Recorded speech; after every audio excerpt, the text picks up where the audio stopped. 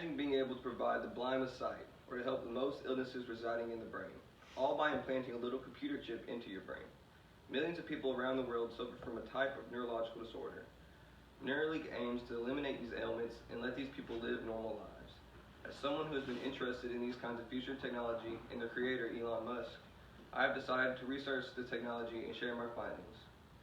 Today I'll be discussing the neurological disorder that can be treated with Neuralink, the procedure for application, and the future of the technology. It could help the blind interact with technology on a new, easier way, and could conceivably use to implant superhuman vision by allowing their eyes to see different kinds of lights such as infrared, ultraviolet, and any other frequency. This project also has the potential to provide a visual prosthesis for people who have retinal injury or blindness through an eye injury. The idea is essentially to plug a camera directly into the eye and stimulate an enormous array of thousands or maybe tens of thousands of electrodes to recreate a visual image. There's also the potential for it to change the way we communicate by letting multiple users within Neuralink communicate with one another non-verbally. Musk calls it non-linguistic consensual telepathy. This could allow deaf people to communicate more easily. A person with paralysis can control a computer mouse or keyboard with their mind, or information can be written back into the brain. For example, to restore the sense of touch. This could also possibly be used to control robotic prosthetics, giving the user more fine-tuned movements and feel as it is truly their limb. It could also help many other neurological disorders by reviewing amounts of certain chemicals in the brain and alerting to imbalances.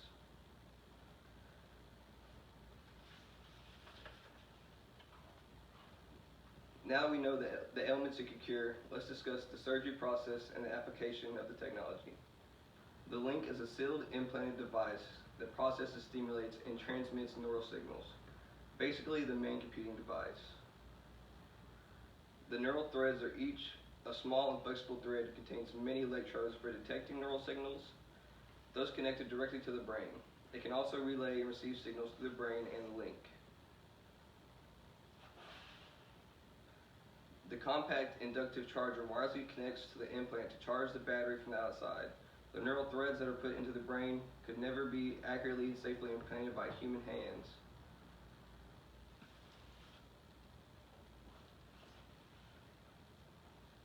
So they are developing a robot to be controlled by the neurosurgeon to perform the surgery. Neuralink surgical robot can be separated into three main parts: the head, the body, and the base. The head of the robot is the helmet piece right here, which automatically holds the head of the patient. It's also the guide for the signal for the needles, as well to embed the cameras and sensors to map out the patient's brain. The body, the humped rear, which is this part, includes all the parts responsible for the motion of the robot as it sets up for the procedure. The third element is the base, which practically keeps the whole thing from tipping over, and also contains the computing brains to the brain bot itself. Neuralink envisions installation taking less than an hour, without general anesthesia, and with the patient being able to leave the hospital the same day.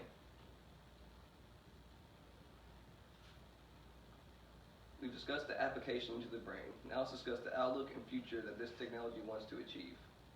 Technology manipulation, such as everyone being able to control your iOS device or computer and your keyboard, as possibilities such as navigation and streaming information straight to your brain. Another possibility is to access more parts of the brain and provide more benefits. One of the lead researchers believes that there is a lot of untapped creativity in each one of us. With enough electrodes in the right places, you could tap into this sort of thing and those raw concepts of thought vectors and be able to decode that and show some people primitive versions of what you're trying to convey.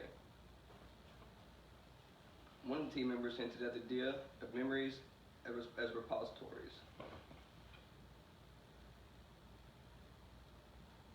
Like music, one can go revisit the memory and also remove it on demand. If this is cracked, then cognitive disorders like dementia can easily be dealt with. It could also be used to eliminate pain. There are so many diseases today which can cause a lot of pain. The treatments can be painful. If this pain is somehow minimized through the brain, then the way we look at ailments drastically changes. Today, I've discussed a future technology meant to alleviate neurological disorders, the application process, and the outlook on future applications of this technology. This technology could be the future of how we combat this kind of illness and expanding the human brain's capabilities.